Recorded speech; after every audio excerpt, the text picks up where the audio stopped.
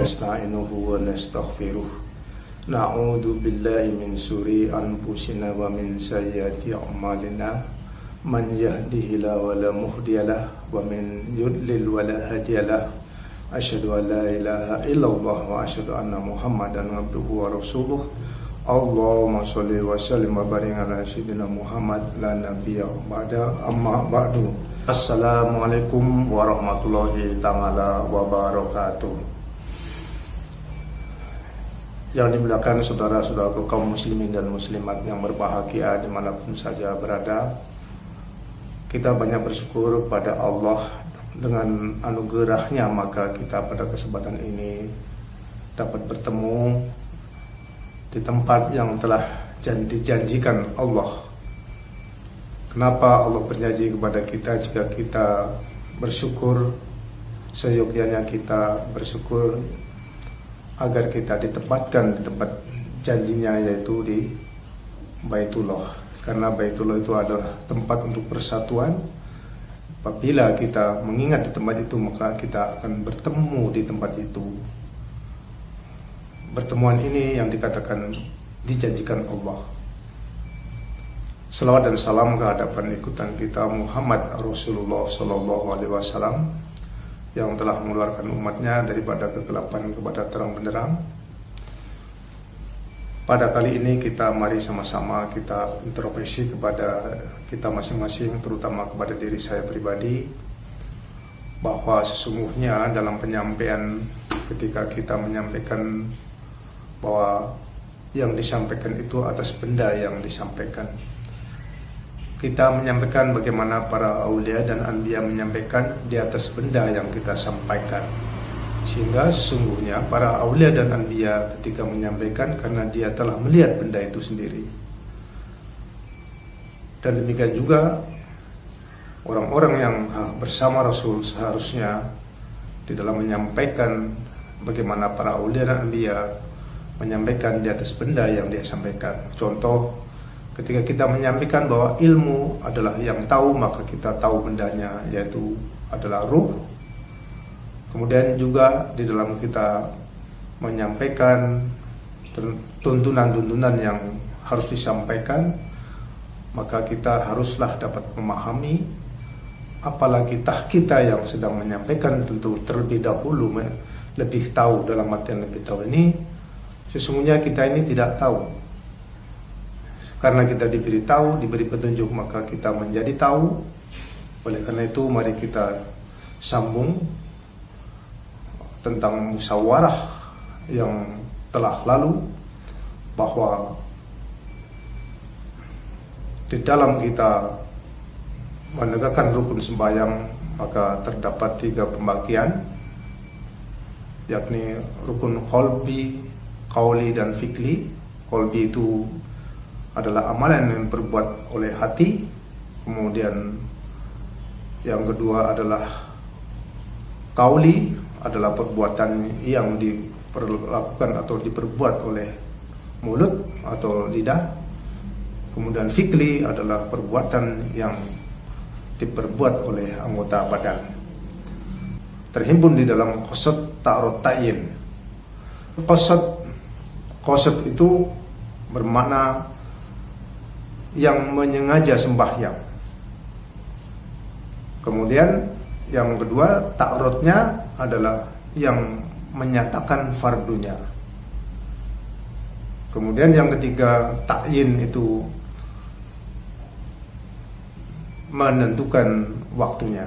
Dalam perbuatan hati ini, di dalam melaksanakan 13 rukun sembahyang, bahwa terhimpun di dalam qasad ta'arud ta'yin, kemudian terhimpun pula di dalam huruf yang 28.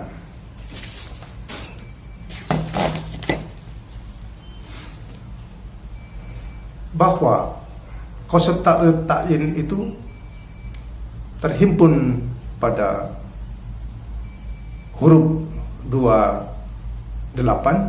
yakni huruf alif lam lam ha, alif kabaro.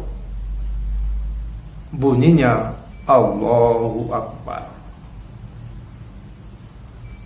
itu adalah takbiratul ihram. Jadi qasad ta ro ta'in terhimpun di dalam huruf yang 28, bukan 28. Huruf 28 itu 2 dan di dalam 8, 2 dan 2 di dalam 8, yaitu alif lam lam ha, alif kabaro. Bila kita hendak melakukan persembahan, maka hendaklah diketahui pula ada 6 perkara sebelum kita melakukan persembahan kepada Allah, yaitu mengerjakan sholat. Pertama itu, siapa yang menyembah, yakni diri yang sebenarnya diri. Kemudian yang kedua, siapa yang disembah? Yang disembah adalah zat Allah Subhanahu wa taala. Jadi yang ketiga, apa yang dipersembahkan, yaitu rukun sembahyang yang 13. Yang keempat, di mana kita mempersembahkan tidak lain adalah di tempat yang tidak mensyirikatkan Allah. Kemudian bila mana waktu sembah, maka apabila masuk waktu yang 5, yaitu subuh, duhur, asar, maghrib, dan isya. Kemudian yang keenam, kemana kembali sembah? Kepada wujud Allah yang qadim lagi baqo. Nah, persembahan ini mutlak dipahami. Jadi sehingga bahwa sebelum kita melakukan persembahan mesti ingat, karena qasad ta ro ta'in, perbuatan hati, baik perbuatan lidah maupun perbuatan anggota badan, terhimpun di dalam 2 huruf. 2 huruf itulah yang dikatakan takbiratul ihram. Kemudian ketika mengangkat takbiratul ihram, maka 6 pasal, 6 aturan yang mesti kita harus ingat. Kemudian kesempurnaan hakikat takbiratul ihram itu ada 4. Nah, ini masuk kepada pengkajian. Ketika kita angkat Allahu Akbar, apa yang mesti kita kerjakan? Apa yang membuat kita sempurna adalah 1, yaitu ada 4, yaitu 1 mi'raj, kemudian yang kedua ihram, kemudian tawakal, yang 4 munajat. Mi'raj artinya ketika kita sebelum takbiratul ihram ingat dulu tempat, tegak berdiri betul, kemudian mi'raj. Mi'raj itu sendiri maknanya adalah naik martabat. Kalau kita melakukan sebuah persembahan karena Allah adalah melihat daripada jadika fama yujim syarul fa'ina min taqwa qulub, bahwa perbuatan manusia yang dikatakan syarullah, baik sholat, baik zakat, baik umroh atau haji, maka terbit daripada hati yang takwa kepada Allah. Kemudian kita harus ketika mau mempersembahkan, maka adanya satu hakikat daripada takbiratul ihram itu ada salah satunya mi'raj. Mi'raj itu naik martabat. Kita ciptakan di dalam diri kita ini bahwa di antara kita ini ada wa minkum kafirum wa minkum mu'minun. Maka ketika itu mukmin mesti kita ciptakan yang tadinya adalah insan yang berkecimpung di dalam tubuh manusia. Maka ketika mau mengangkat takbiratul ihram, maka dia naik martabat menjadi mukmin. Jadi kita ciptakan dulu dengan mengingat, sebenar-benar mengingat, yaitu di tempat maqam tauhid. Ketika itu maka terbelah dada, kemudian muncullah mukmin tadi. Ketika kita ingat di tempat itu, syaratnya ketika kita ingat di Masjidil Haram, ketika kita ingat di maqam tauhid, maka sesungguhnya terbelah dada kita. Terbelah dada itulah yang dikatakan kita sudah yang tadinya insan atau manusia, karena kita mau menghadap Tuhan, dinaikkan martabat menjadi mukmin. Sehingga ketika kita menghadap Tuhan, menghadap Allah SWT, maka sesungguhnya yang berhadapan itu adalah yang mukmin. Itu arti daripada mi'raj. Kemudian hakikat takbiratul ihram. Kemudian ihram. Ketika itu kita karam di lautan kekasih Allah. Itu namanya mi'raj. Ihram. Jadi dengan menciptakan kita karam di lautan kekasih Allah, ketika kita mau angkat takbiratul ihram, kemudian setelah itu bertawakal, mengikuti daripada pola pikir yang dikatakan mukmin, karena dianya tidak ada huruf dan tidak ada suara, maka ikutilah. Nah, kemudian bermunajat, bertemu dengan Rasul. Inti daripada kita takbiratul ihram, bertemu dengan yang dikatakan Allahu Akbar itu sendiri. Oleh karena itu, Allahu Akbar itu adalah pintu sembahyang. Dengan demikian, hakikat daripada takbiratul ihram dalam rangka kita ketika angkat takbiratul ihram bertemu dengan yang dikatakan asyhadu alla ilaha illallah wa asyhadu anna muhammadar rasulullah, dengan makna tadi mi'raj, kemudian ihram, tawakal dan munajat. Kemudian hakikat daripada sembahyang itu masuk serta ilmu. Yang kedua, berdiri serta membesarkan. Yang ketiga, membayar serta malu.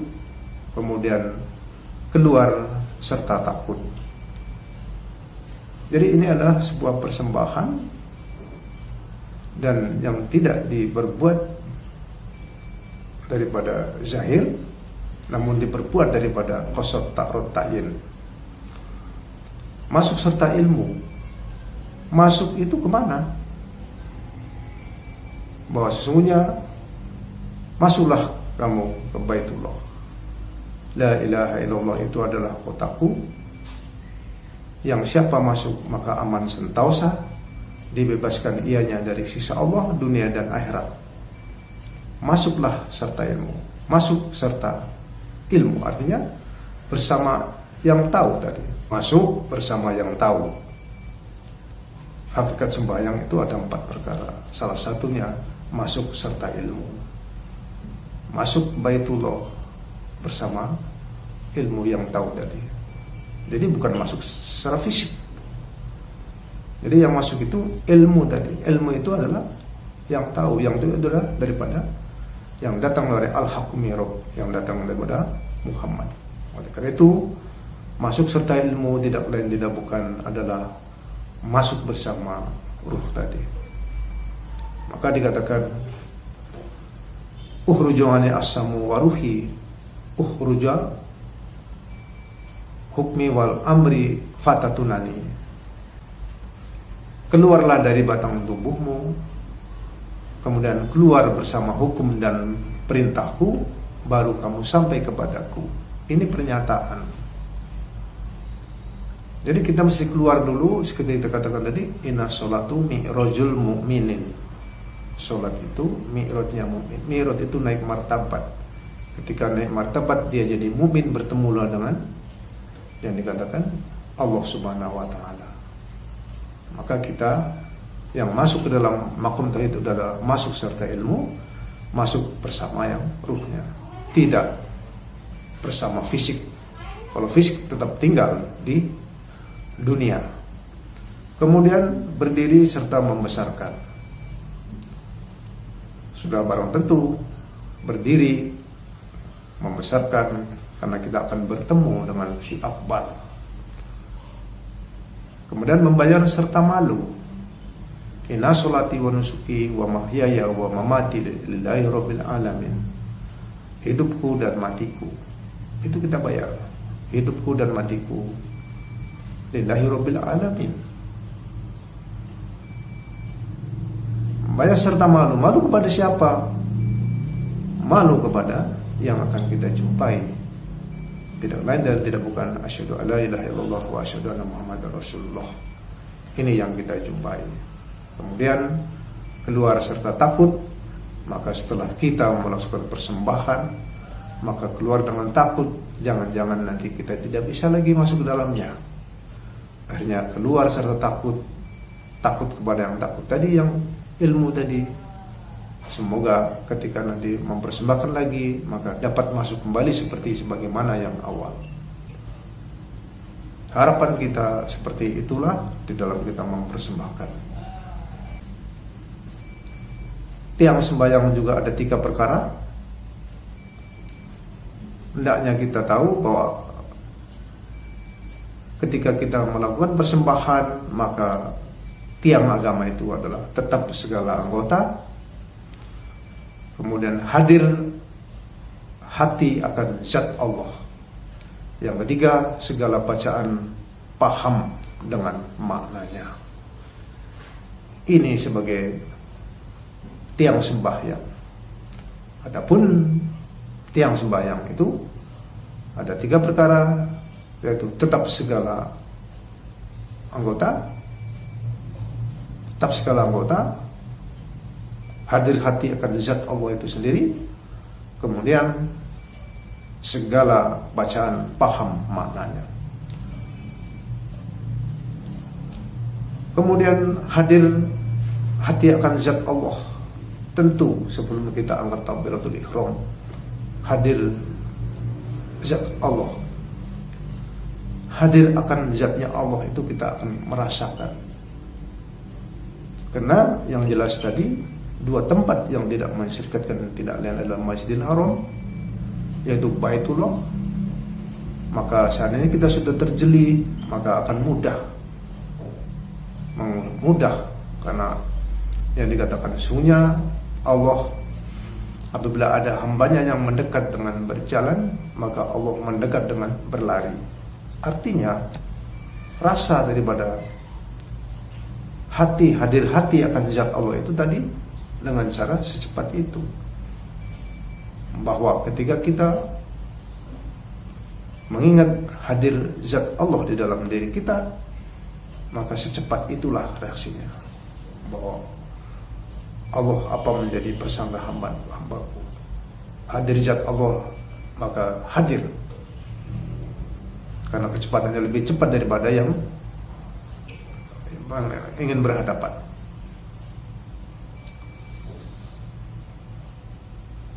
Jadi ada beberapa yang mesti kita pahami. Ini tidak terkait dengan tampilan atau fisik. Yang jelas itu aturan-aturan sebagai syariatnya sudah kita ketahui. Kita tidak membicarakan tentang apa yang dipakai oleh fisik, namun bahwa kita ingat kepada ayat zalika famazuazim syarullah fa innaha min taqwa qulub, bahwa Allah tidak melihat daripada perbuatan fisik. Sesungguhnya perbuatan Allah, perbuatan manusia itu hanya dilihat terbit dari hati yang takwa kepada Allah. Ini menjadi kunci ketika kita berhadapan dengan Allah Subhanahu wa taala. Kemudian masuk pada rukun iman. Iman itu ada 6.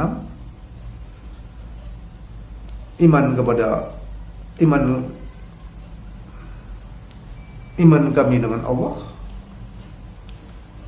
iman dengan malaikat, iman dengan kitabnya, kemudian iman dengan rasul-rasulnya, kemudian iman dengan hari akhir, iman dengan untung baik dan untung jahat, kadar dari Allah Ta'ala.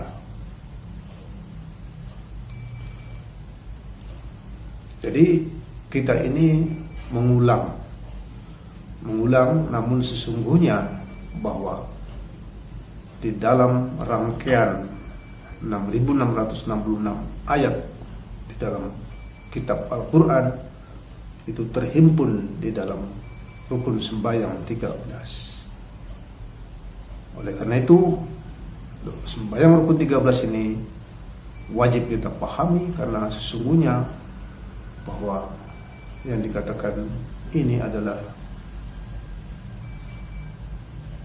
waja'al min aqsa Madinah rajulu yas'al qala qaumit tabi'ul mursalin itabi'u ma yas'alukum ajrubahum muhtadun. Di dalam surat Yasin itu akan datang seorang laki-laki dari ujung kota membawa kebenaran, ikutilah orang itu yang tidak mengharapkan upah. Nah, ini ada di dalamnya. Nah, seandainya kita paham dengan pengkajian ini, maka akan bertemulah dengan yang dikatakan seorang laki-laki dari ujung kota, kemudian dia membawa petunjuk daripada Allah, kemudian ikutilah dia yang tidak mengharap upah dan gaji. Akan bertemu nanti dengan yang dikatakan surat Yasin 36 ayat 20-21 jika kita paham dengan persoalan ini. Oleh karena itu sesungguhnya memang tidak mudah, tapi mudah. Artinya bila kita ingin hendak bertemu, maka kita harus ada kehendak atau keinginan.